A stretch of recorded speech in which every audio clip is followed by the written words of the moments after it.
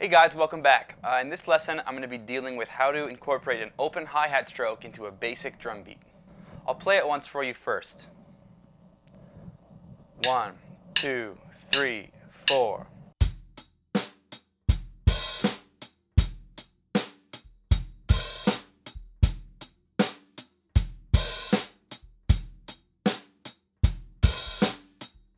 Okay, so if you were listening, you would notice that I played an open hi-hat stroke on the end of 3 of every bar. So 1 and 2 and 3 and 4 and 1 and 2 and 3. Now there's a real art to opening the hi-hats. There are two main things that I think a lot of beginners do that I'd like to address. The first mistake I see people make is taking their foot completely off of the hi-hat pedal and letting it spring open all the way.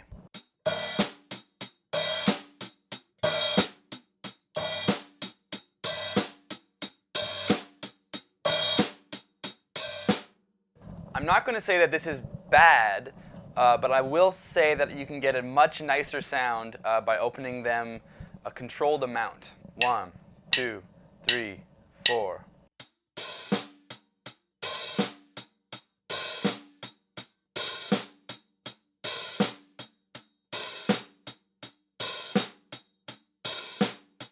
Now every hi-hat pedal is different and everybody's personal setup will be different.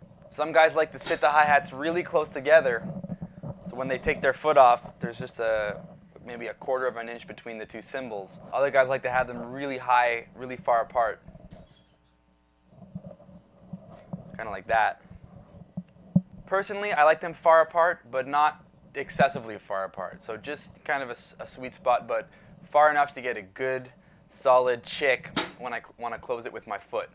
I say this because the farther you open your hi-hats, the harder you'll be able to close them together, and you'll be able to get a louder maximum volume out of your foot sound, your chick sound with the hi-hat. If I had them open only a fraction of an inch, no matter how hard I stomp on it, the maximum volume is going to be much lower than if I really open them up. So I recommend widening the gap a bit if you have them really close together. It only takes a little bit of time to get used to, and it's going to improve your overall dynamic range, and you'll be able to get a bigger palette of sounds out of your hi-hat cymbals. Also, as far as the actual foot technique goes, for opening the hi-hat, I like to play heel down, which means I rest my heel on the floor, and then when I want to open up the hi-hat, I simply use my toes and my foot to lift it up and down. Some people play heel up.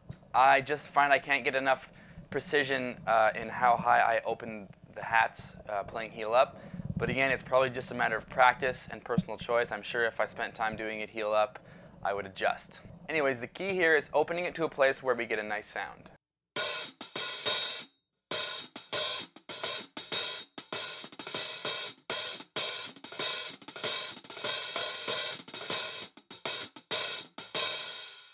Now another big thing a lot of beginners overlook when opening their hi-hats is the timing, specifically in closing the cymbals. Ideally, you want to open the hi-hats just as your stick is striking it, but you also want to close it precisely in the rhythm. So back to the example, I'm opening the hi-hat on the end of 3 for exactly 1/8 note worth of time, and I'm closing it right on beat 4. 1, 2, and 3, and 4, and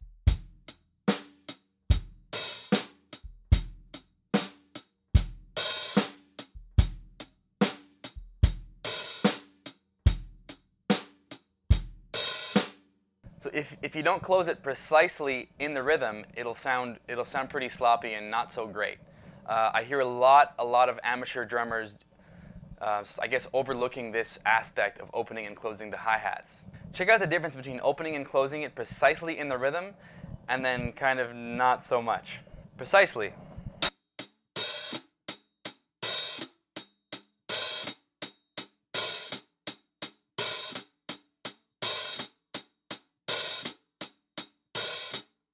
Sloppy.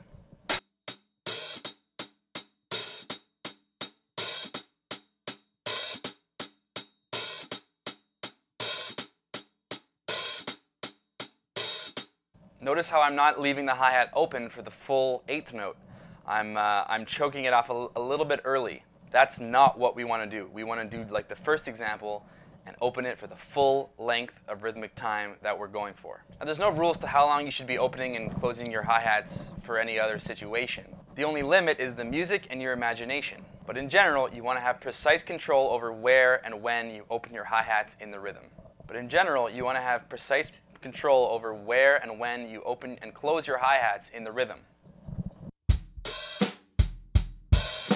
One more time. Here's that simple beat with bass drum on 1 and 3, snare drum on 2 and 4, and then opening the hi-hats on the end of 3. 1 and 2 and 3 and 4 and.